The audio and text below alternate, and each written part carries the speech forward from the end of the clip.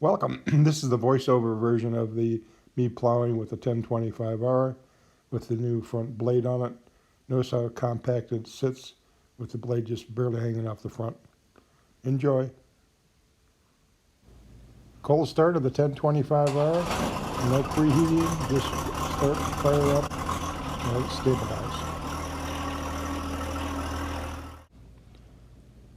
This is the maiden first time ever using the 1025R with its new to me 54-inch blade with Artillian Plowing extensions and rubber cutting edge. I'm sitting in the seat now just getting familiarizing myself with it. I idle it up and just put it in first gear and drop the blade and angle it over and do some pushing of the snow. So far I'm impressed. And in a second you'll see me kick up the speed, not of the tractor so much, but as of the speed of the video. That's just for your viewing pleasure. You'll see I'll just take this and straighten it out and push it across the road in front of my house, up and over the edge, and then back up and make another pass. What I learned is first gear at about 2,000 RPM is pretty slow to, for the conditions. I could actually go faster, so you'll see it starts to go faster even with the 2 times speed on the video. I kicked it into high gear and increased the RPM to 2,300 RPM. Keep it angled over. The Artillian wing extensions take the 54-inch blade and make it a 66-inch. It does a nice job. The material that Artillian uses is a really good horse mat. It's die cut and it's an easy installation. Only downside with the Artillian rubber cutting edge and Plowings is that they're pretty expensive, but they're with being die cut, they're pretty easy to put on. You just bolt them on and away you go.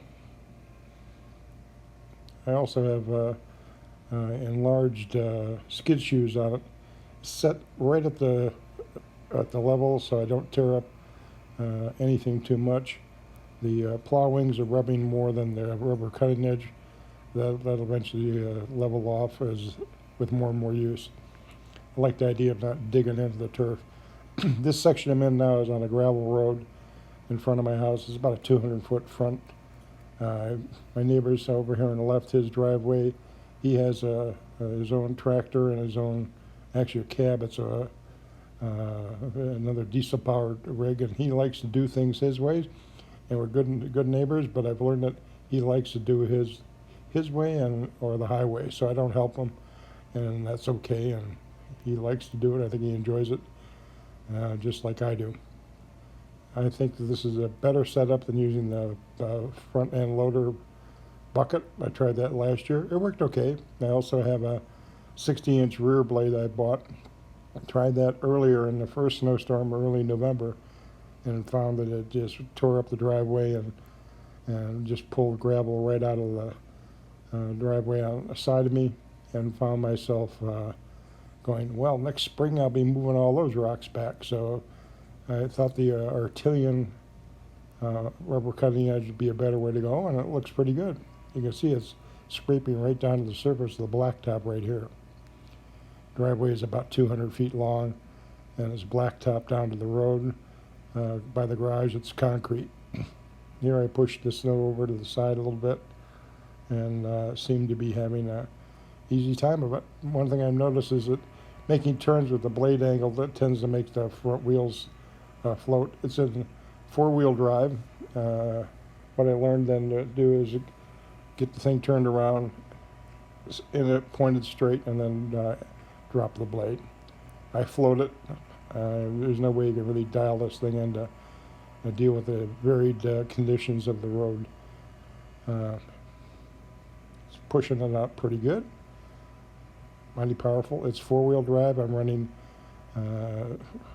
the turf tires. Rear tires are filled with rim guard, and I think there's about 85, 90 pounds of rim guard in it. And it doesn't need any chains. Works great. 4-wheel drive really helps. My entire driveway is, like I said, about 200 feet long. There's a side gravel road that goes back to my shop. It took me about 45 minutes to do all this, and what I found is this does a great job. And taking the video with the video I have attached to my strap on my head is it's got a laser sight, which really allows you to paint the target so everything's aimed correctly. So I've seen too many times when you do a hat cam type of situation, it's either too high or too low. The thing is sighted on the left side of the plow blade. So here I'm just pushing snow off and to the side. Considering we had 8 inches of very wet snow, it moves it beautifully. And if you were doing this for the first snow of the year, this is probably the best way to do it. Gives you enough room to have enough space to dump the snow. Now this is the turnaround drive that takes us back down to the road. So I'm going to make repeated attempts on this to do it.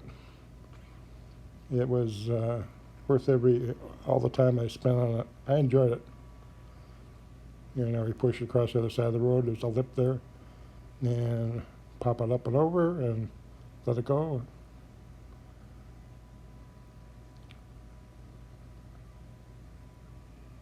Another pass here. Getting the snow off to the side. The driveway area right there is where when we take the trash out, recycling bin goes on that side, so it needs space for it to sit. So this really accommodates it. It'd be nice to have a cab on this thing, but as of right now, it's not on my plan to buy one. This has been an excellent machine for me to have. The 1025R with the 60D deck, perfect for mowing in the summer. Got the mulching kit on it, and also takes care of the leaves in the fall.